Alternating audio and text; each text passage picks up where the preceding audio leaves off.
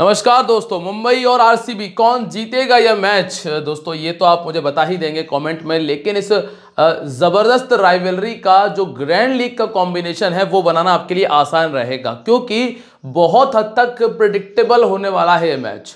क्या कुछ होगा वो हम डिस्कस करेंगे, किन किन खिलाड़ियों पे नजर रखनी है वो मैं आपको बता दूंगा। वीडियो को ध्यान से देख लोगे तो सारी चीजें क्लियर हो जाने वाली है। तो चलिए दोस्तों शुरुआत करते हैं और बात कर लेते हैं मुंबई और बेंगलोर के बीच होने वाले आईपीएल के मैच नंबर 20 के ग्रैंड लीग के कॉम्बिनेशंस के बारे में।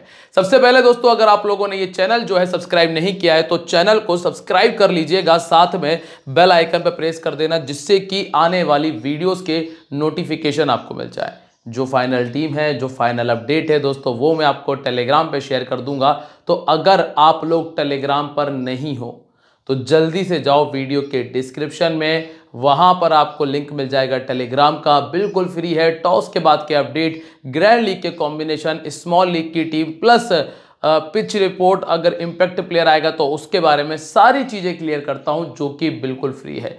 जल्दी से ज्वाइन कर लेना। अब बात करते हैं ग्राउंड के बारे में। दूसरा मैच होगा वानखेड़े स्टेडियम में। इस मैदान पर जो पहला मैच हुआ था वो मुंबई ने ही जीता था, और डायमेंशन की अगर बात करें तो लगभग 65 मीटर टू 70 मीटर की बाउंड्री आपको देखने मिल जाएगी। अब इस मैदान के ऊपर जो पिछले साल से लेकर इस साल तक के जो मैचेस खेले गए उनमें क्या हुआ है जरा वो देख लेते हैं। आखिरी मैच जो हुआ था उस पर भी नजर बनाएंगे और इसके पिछले साल के मैचेस भी देखेंगे। तो सबसे पहले ओपनिंग से शुरुआत करते हैं। भाई ओपनिंग पेयर की क्या स्थिति है। दोनों खिलाड़ी फ्लॉप हुए थे, यहां पे दोनों खिलाड़ी चल गए थे। यहां पे एक फ्लॉप हुआ और एक खिलाड़ी ने स्कोर किया था, ये बेंगलोर वाला ही मैच था। यहां चेन्नई के दोनों खिलाड़ी फ्लॉप, कोलकाता के दोनों खिलाड़ी फ्लॉप, फिर हैदराबाद के एक खिलाड़ी ने स्कोर किया और यहां पे कोलकाता के दोनों खिलाड़ी फ्लॉप हो गए। तो क्या स्थिति आपको देखने मिल रही है, 1 2 3 4, जो आपके सामने मैंने टोटल 7 मैचेस रखे हुए हैं। 7 में से 4 मैचेस में हमने ये देखा कि दोनों ओपनर फ्लॉप हो गए। तो अगर हम परसेंटेज वाइज देखें या अगर हम प्रायिकता देखें तो यहां पर आपको यह देखने मिल रहा है कि दोनों खिलाड़ियों के पहली इनिंग के दोनों खिलाड़ियों के फ्लॉप होने के चांसेस ज्यादा हैं। अब ये थोड़ा सा पिच पे डिपेंड करेगा कि पिच कैसा है, वो मैं आपको टॉस के बाद क्लियर कर दूंगा टेलीग्राम के ऊपर, क्योंकि वहां मैं आपको बता दूंगा कि आपको क्या करना है, कि स्विंग मिलने वाला है। अगर विकेट पर ग्रास होती है फिर तो चांसेस बढ़ जाएंगे विकेट के, लेकिन अगर ग्रास की छटनी हो गई हो या फिर दूसरा पिच इस्तेमाल हो जाए तो एक अलग बात होगी। ठीक है। अब इसके बाद एक मैच ऐसा गया था मुंबई का जिसमें दोनों खिलाड़ियों ने स्कोर किया। बाकी 2 मैच ऐसे थे जिसमें एक बेंगलोर का मैच था और एक हैदराबाद का मैच था, जिसमें एक एक खिलाड़ी ने स्कोर किया था। ठीक है। और दूसरा खिलाड़ी जो था वो फ्लॉप हुआ। तो बहुत हद तक चांसेस तो यही होंगे कि दोनों खिलाड़ी फ्लॉप हो जाएं टॉप ऑर्डर के, मतलब ओपनिंग पेयर के। अब अगर ऐसा नहीं हुआ तो फिर हम नंबर 3 पे आएंगे। अब नंबर 3 की क्या स्थिति है, आप 1 नंबर से 3 नंबर तक देखो, ये तीनों फ्लॉप हुए। यहां 3 में से 1 फ्लॉप हुआ, 2 चल गए थे। यहां 2 फ्लॉप रहे, यहां पर भी 2 फ्लॉप आए, यहां तो खैर तीनों ही फ्लॉप हुए। यहां पर 2 फ्लॉप और यहां पर तीनों फ्लॉप। अब क्या कंडीशन बन रही है, अगर आप टॉप 3 देख रहे हो तो टॉप 3 में से मैं एक बार फिर से जिससे सही समझ में आ जाए आपको, 1 2 3 या तीनों फ्लॉप हुए थे।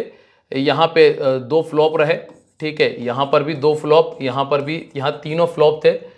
यहां पर 2 फ्लॉप और यहां पे तीनों फ्लॉप। अब क्या स्थिति दिख रही है आपको,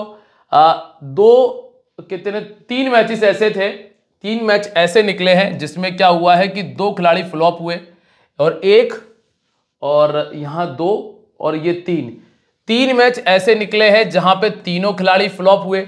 सिर्फ एक मैच ऐसा गया है जिसमें हमने ये देखा है कि 2 खिलाड़ी चले हैं और 1 फ्लॉप हुआ है। तो टॉप 3 की स्थिति इतनी गंदी यहां पे बनी है कि जो स्कोर करने वाले प्लेयर हैं टॉप 3 के, उनके फेल होने के चांसेस बढ़ गए। अब हमें यह देखना है कि दोनों टीमों के पास में ऐसे गेंदबाज हैं क्या जो पावर प्ले में लगातार 2 विकेट निकाल सकते हो। अगर ऐसे गेंदबाज हैं तो फिर हम ये बिल्कुल कर सकते हैं कि टॉप 3 में से 2 खिलाड़ी छोड़ दें। ये रिस्क लेना पड़ेगा, तब जाकर ही ग्रैंड लीग में कुछ बेहतर कर पाओगे। दोस्तों कोई भी चीज है ना, अगर एक बार होती है तो हम कह सकते हैं कि चलो हो गई होगी, जैसे कि ये वाला हुआ जिसमें 2 खिलाड़ियों ने स्कोर कर दिया और 1 फ्लॉप हो गया था। लेकिन अगर आप बाकी मैचेस उठाकर देखोगे तो आपको यह देखने मिलेगा, नॉर्मल है बहुत कि ऐसा हो रहा है कि स्टार्टिंग के 3 में से कम 2 खिलाड़ी तो फ्लॉप हो ही रहे हैं।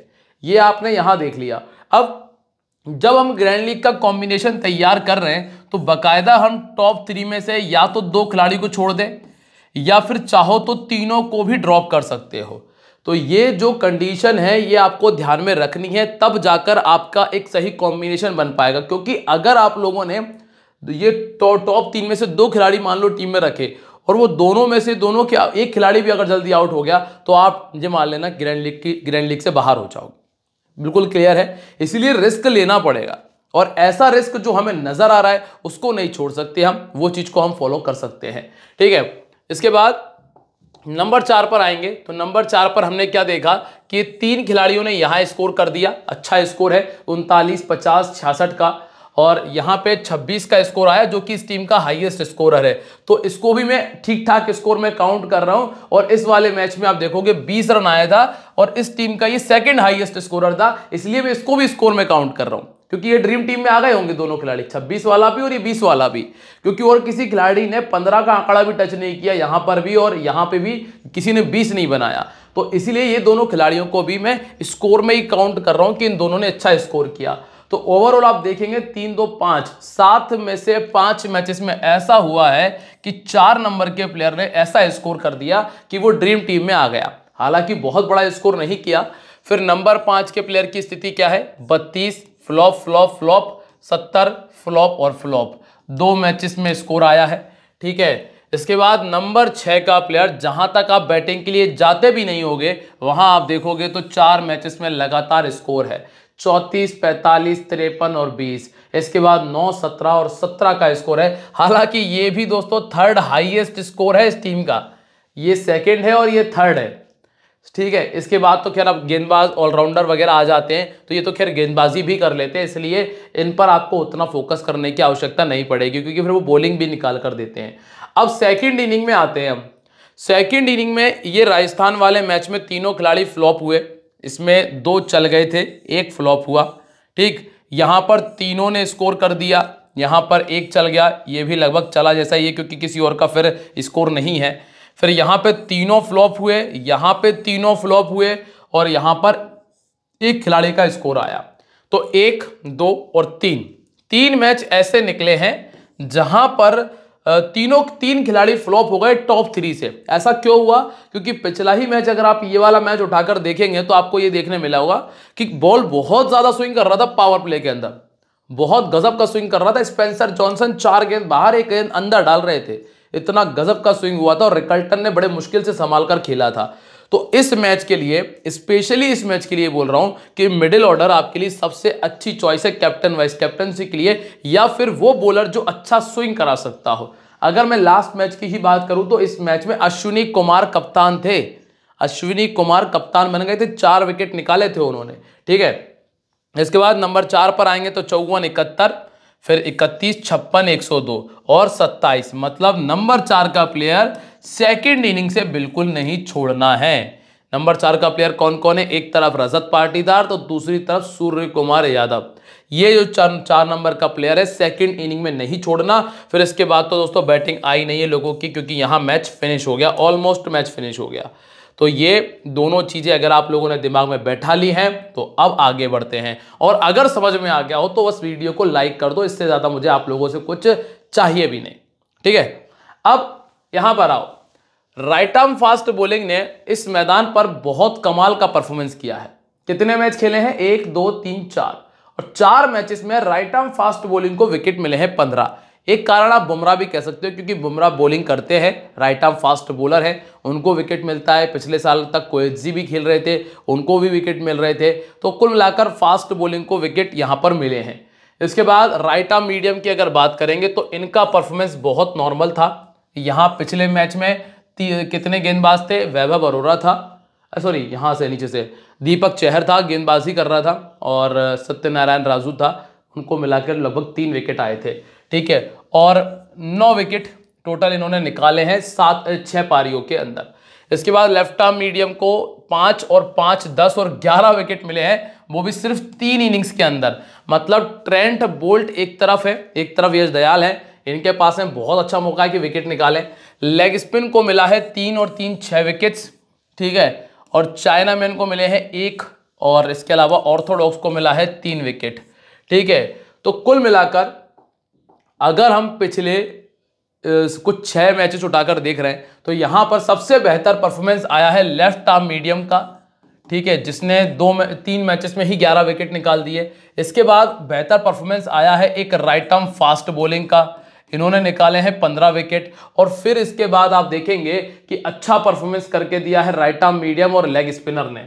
तो राइट आर्म मीडियम और लेग स्पिनर, इसके बाद काउंटिंग में शुरुआत होती है इनकी। तो अगर आपकी टीम में ये 2 प्लेयर हैं, गेंदबाजी कर रहे हैं पहली इनिंग के अंदर, तो लेफ्ट आर्म मीडियम और राइट आर्म फास्ट बॉलिंग को मत छोड़ना। अगर हैं तो, नहीं है तो कोई बात नहीं।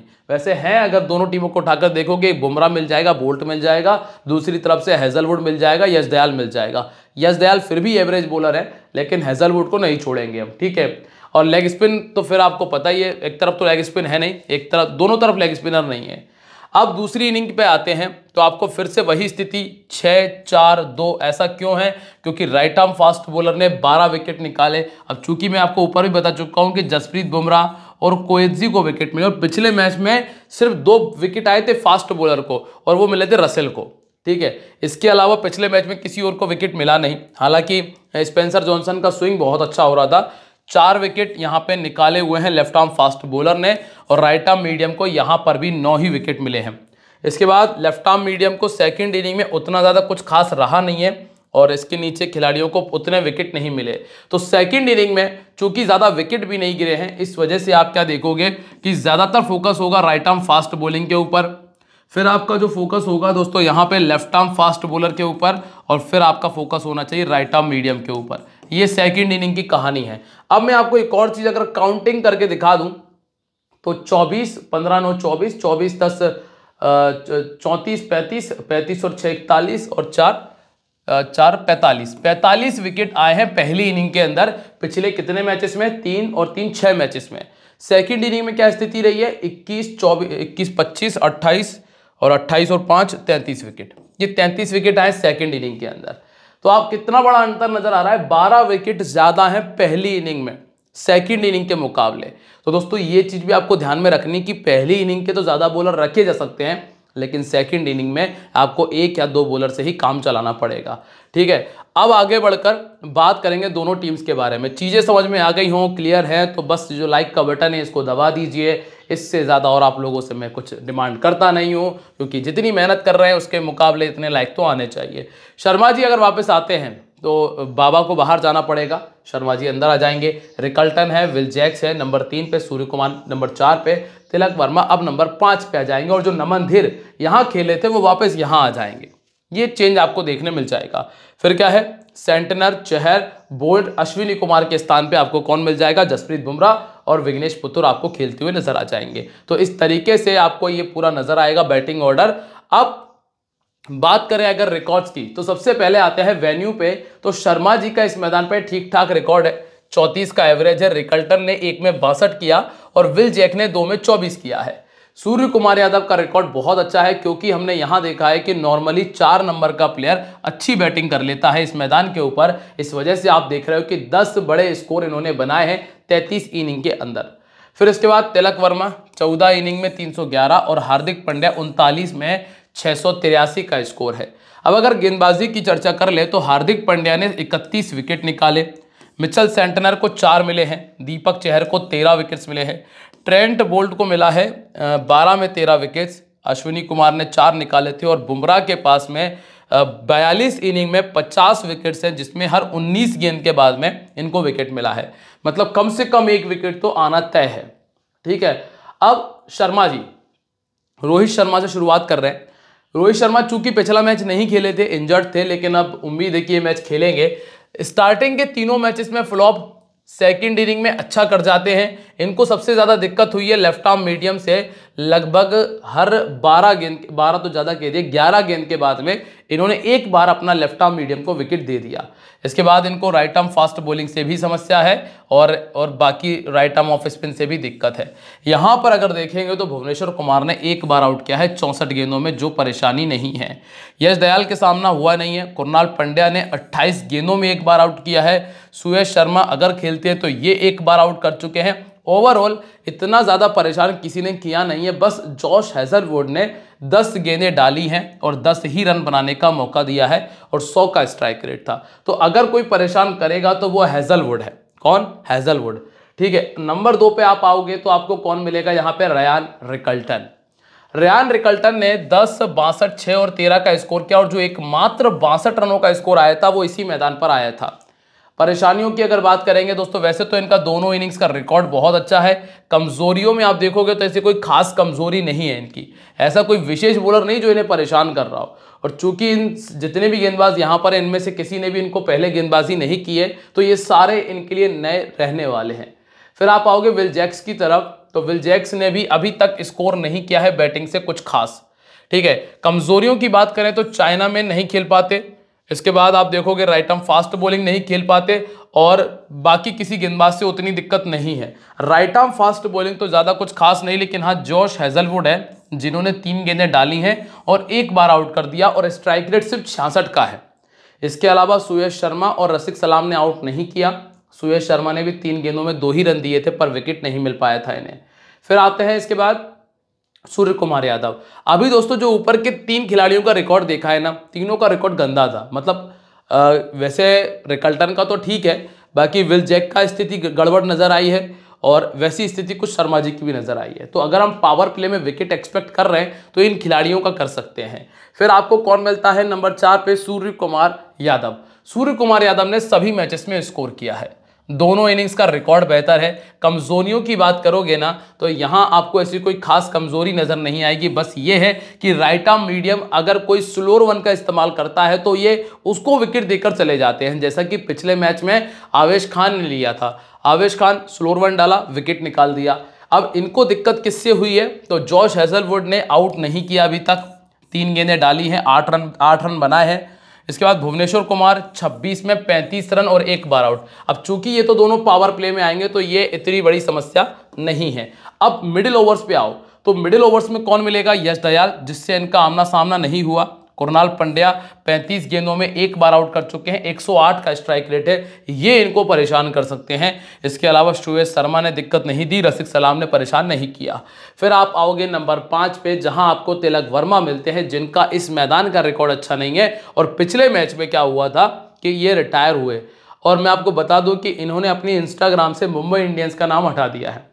अब जल्द ही कुछ अनहोनी हो सकती है या फिर हो सकता है कि अब इनको इनका आखिरी सीज़न हो मुंबई के साथ में, अगले साल छोड़ना पड़ जाए, क्योंकि जो छोटे मोटे वाले ऑक्शन होते हैं उनमें हो सकता है बाहर कर दें। ठीक है, मिनी ऑक्शन जो होते हैं उसमें इनको शायद एक आधे प्लेयर रिलीज में इनको बाहर कर दें। वैसे करना नहीं चाहिए, खिलाड़ी अच्छा है। अब कुछ तो बात हुई है।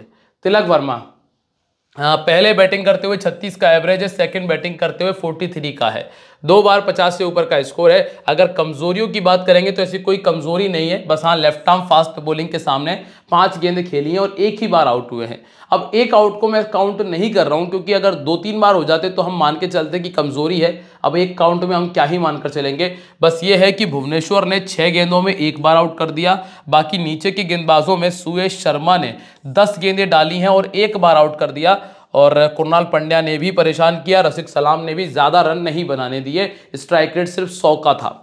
फिर आता है हार्दिक पांड्या का नाम, और हार्दिक पांड्या जो कि इस मैच के लिए फिर से कैप्टनसी की बहुत अच्छी चॉइस बनकर निकल कर आएंगे। रीजन आपको पता ही है, रीजन सिंपल सा है कि हमें दिख रहा है कि जब ऊपर के खिलाड़ियों के विकेट जाने के चांसेस बहुत ज्यादा हैं, और अगर ऊपर के खिलाड़ियों के विकेट जल्दी जाते हैं तो फिर इनकी बैटिंग आ जाएगी, चाहे पहली इनिंग हो या सेकंड इनिंग हो।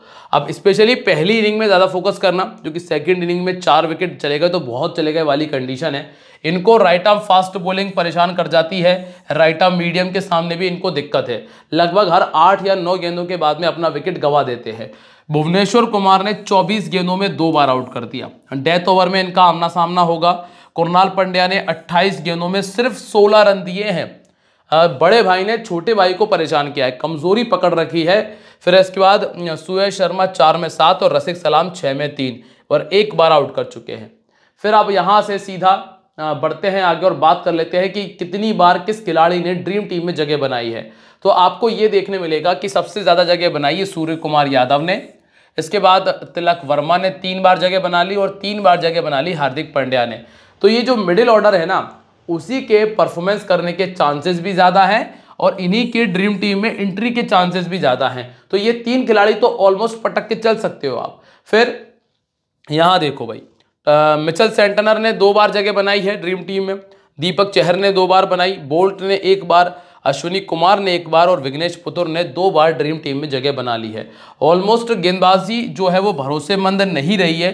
तो वैसे तो हम देखेंगे कि पहले गेंदबाजी कर रहे होंगे तो फिर एक अलग चॉइस होगी, सेकेंड इनिंग में एक अलग चॉइस होगी, ठीक है। अब इसके बाद यहाँ से हम बात करने वाले हैं बेंगलोर के बारे में। बेंगलोर की स्थिति में सॉल्ट, विराट कोहली, देवदत्त, रजत, लियाम लिविंगस्टन और जितेश शर्मा आपको मिलते हैं और एक नाम मिलता है टिम डेविड का। गेंदबाजी में इनके पास में ऑप्शन ठीक ठाक है।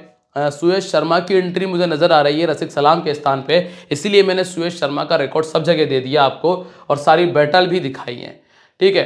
अब यहां से अगर आप वेन्यू रिकॉर्ड की बात करेंगे तो सॉल्ट ने 1 पारी 5 रन, विराट कोहली ने 18 में 44 का एवरेज, 5 बार 50, देवदत्त का रिकॉर्ड 9 में 290, सिर्फ 1 बार 100 बना दिया, रजत पाटीदार 2 में 98 रन 150 बना दिया और नीचे के खिलाड़ियों का रिकॉर्ड उतना कुछ खास ऐसा नहीं है कि बहुत तगड़ा रहा हो, क्योंकि 6 में 120 रन बनाए, कायदे से देखें तो 20 का है इनका एवरेज। जितेश शर्मा ने 3 में 82 बनाया है जिसमें 40 का एवरेज दिख रहा है, लेकिन अगर वैसे नॉट आउट रहने की वजह से है ये। और टिम डेविड का 13 में 325 रन है।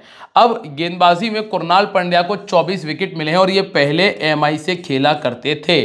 भुवनेश्वर कुमार 14 में 12 विकेट्स हैं, जॉश हेजलवुड 4 में 7 विकेट्स हैं और यश दयाल को 3 में 1 विकेट पहले इस मैदान पे मिल पाया है। अब फिल सॉल्ट की बात कर रहे हैं, 2 मैचेस में बहुत अच्छी बैटिंग की, 1 में फ्लॉप हुए। पहली इनिंग में ज्यादातर मैचेस में दिक्कत आती है, सेकंड इनिंग में 4 बार 50 से ऊपर का स्कोर है। अगर कमजोरियों की बात करेंगे तो ऐसी कोई खास कमजोरी नहीं है कि जैसे ही कोई बॉलर सामने आए तो परेशान हो जाए, नहीं है दिक्कत। लेकिन एक बैटल आपको देखने मिलेगी। बैटल कैसी कि बुमराह आएंगे, 3 गेंदें डाली हैं, 1 रन दिया है और 1 बार आउट कर दिया। इसके अलावा ट्रेंट बोल्ट ने आउट नहीं किया, बस रन भी नहीं बनाने दिए। और दीपक चहर 9 गेंदों में 7 रन और 2 बार आउट कर दिया। फिर आपको हार्दिक पांड्या मिलेंगे, उन्होंने 1 बार आउट कर दिया। फिर आपको सेंटनर मिलेगा, वो 1 बार आउट कर चुके हैं। मतलब ओवरऑल अगर देखें तो सॉल्ट के लिए परेशानी ही परेशानी आपको देखने मिलने वाली है। हर एक गेंदबाज ने इनको आउट किया है तो दिक्कत ज़्यादा है। फिर आते हैं विराट कोहली जो कि पिछले मैच में फ्लॉप रहे। स्कोर क्या रहा है कि दोनों इनिंग्स में 3-3 50 हैं।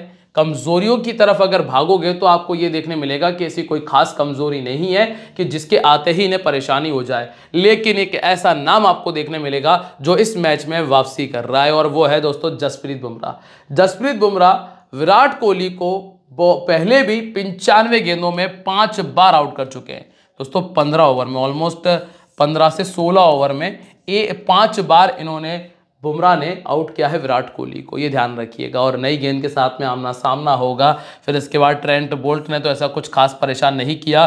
दीपक चहर ने 50 गेंदों में 1 बार आउट किया है, हार्दिक पांड्या ने 43 गेंदों में 1 बार आउट किया और सेंटनर ने 21 गेंदों में 1 बार आउट किया है। अब वैसे तो कोई खास दिक्कत नहीं है नीचे के खिलाड़ियों से, दिक्कत अगर कोई कर सकता है तो वो है बुमराह जिन्होंने 95 में 5 बार आउट किया है। और दूसरा नाम है मिचेल सेंटनर का, 21 बॉल 22 रन और 1 बार आउट। स्ट्राइक रेट देखोगे सिर्फ 101 का है, हालांकि स्ट्राइक रेट तो इनका बोल्ट के सामने भी बहुत गंदा है, 117 का ही स्ट्राइक रेट है।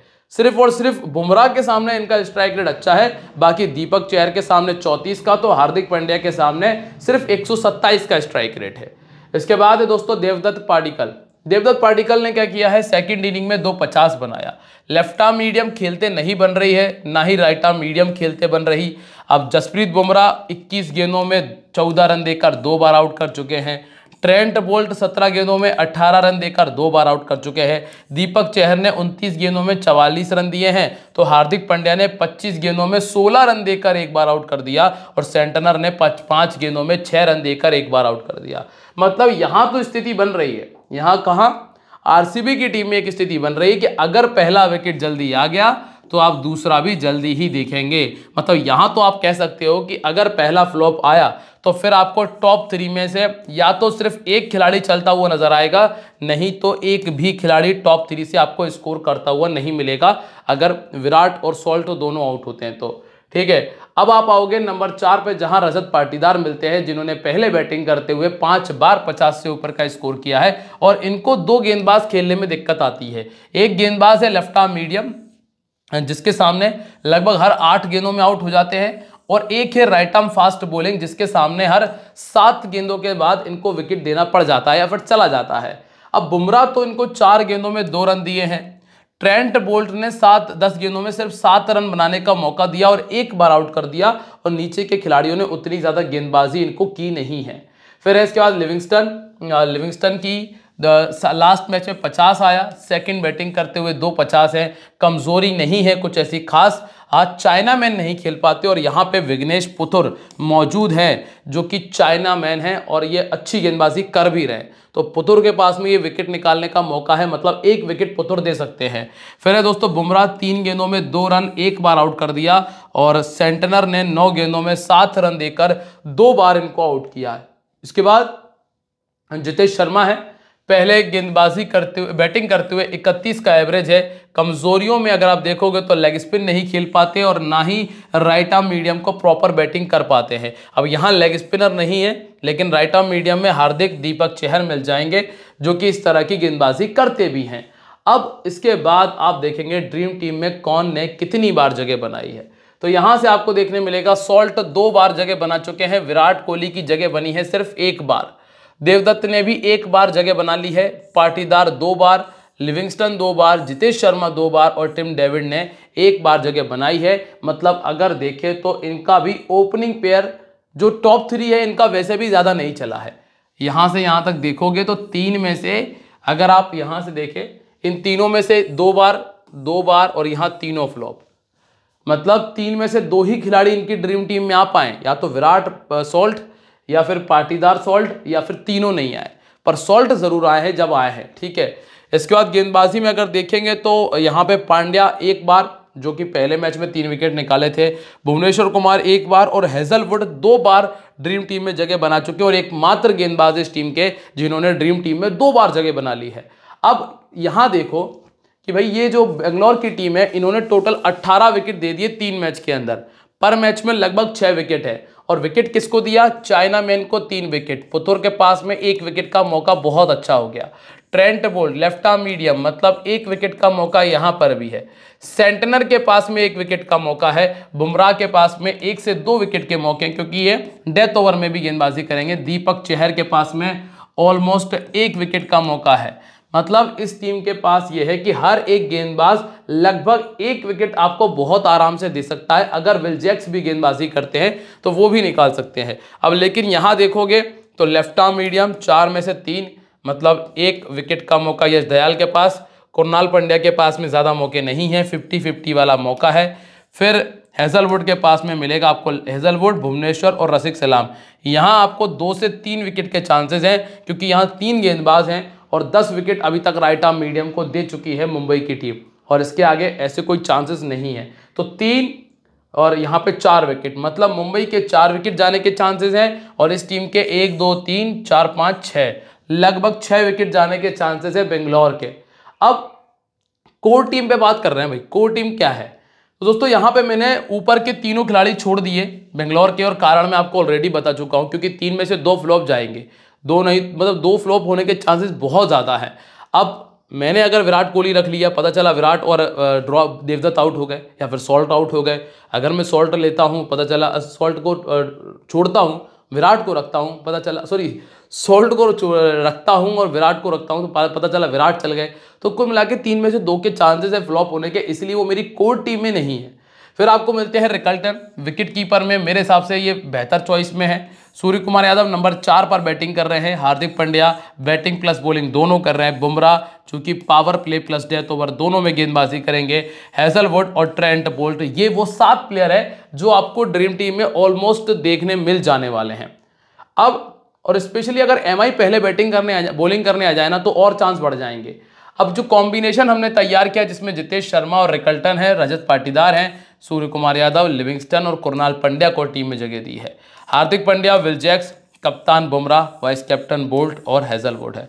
अगर ये दोनों टॉप ऑर्डर से चलते हैं और 3 विकेट ऊपर के मार देते हैं, तो फिर कैप्टन वाइस कैप्टन का काम हो जाएगा। फिर यहाँ से एक और कॉम्बिनेशन जिसमें सॉल्ट है, विराट कोहली दोनों को रखा है और नीचे के बल्लेबाजों को मैंने ड्रॉप में ही मतलब उसमें फेलियर में काउंट किया है। फिर है Rickelton, Tilak Varma, Will Jacks, Hardik Pandya कप्तान है इसमें, हेजलवुड है, ट्रेंट बोल्ट, बुमराह और यश दयाल को हमने टीम में जगह दी है।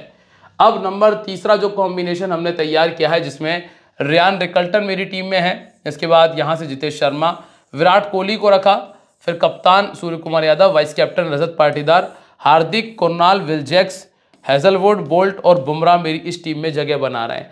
और इसके बाद जो एक और कॉम्बिनेशन है जिसमें विराट कोहली है, सूर्य कुमार यादव, रजत पाटीदार और सॉल्ट को रखा है, कप्तान हेजलवुड है। अगर कहीं चल ही जाए ऊपर के दोनों तीनों प्लेयर तो ये स्थिति है। बाकी बोल्ट और बुमराह भी टीम में है, विल जैक्स, पांड्या और रिकल्टन को टीम में जगह दी है बुमराह के साथ में। एक और कॉम्बिनेशन हमने तैयार किया हुआ है, यहाँ पर अगर आप देखेंगे तो फाइनली विराट कोहली को वाइस कैप्टन बनाया, कप्तान विल जैक्स हैं, जितेश शर्मा, रजत पाटीदार, सूर्य Kumar Yadav, Rickelton, Sharma ji, Hazlewood, bolt, Bumrah और विघ्नेश पुथुर मेरी टीम में जगह बना रहे हैं। अब अगर कोई भी चेंज आएगा ना तो वो तो मैं आपको टेलीग्राम पे बता दूंगा, तो टेलीग्राम ज्वाइन करना, लिंक डिस्क्रिप्शन में है। और ध्यान रखना, दिस गेम में बी हैबिट फॉर्मिंग और financially risky, so please play responsibly. मिलते रहेंगे आप लोगों से अपनी अगली वीडियो में, तब तक के लिए दोस्तों बाय, जय हिंद, जय महाकाल।